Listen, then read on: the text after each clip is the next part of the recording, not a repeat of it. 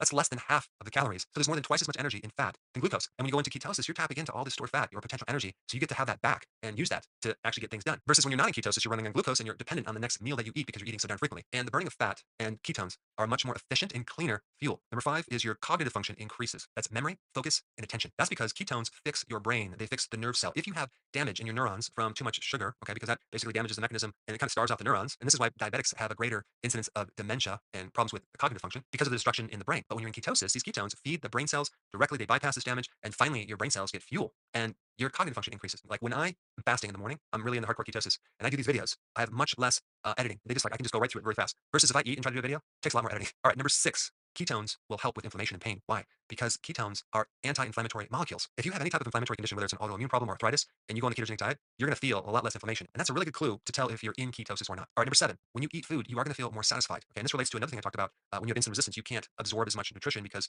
insulin is not working to help transport those nutrients into the cell. So when the cell becomes more sensitive to insulin, you are now going to absorb more nutrients and you're going to feel more satisfied when you eat. Whereas before you're eating, and everything is just not filling you up or satisfying you. Now it could be the type of food that you're eating is not nutrient dense, but there's also the factor of your body absorbing the nutrients. All right, number eight, better mood. If you were depressed before, if you had anxiety, you're going to find that you're just happier. You're just going to feel better.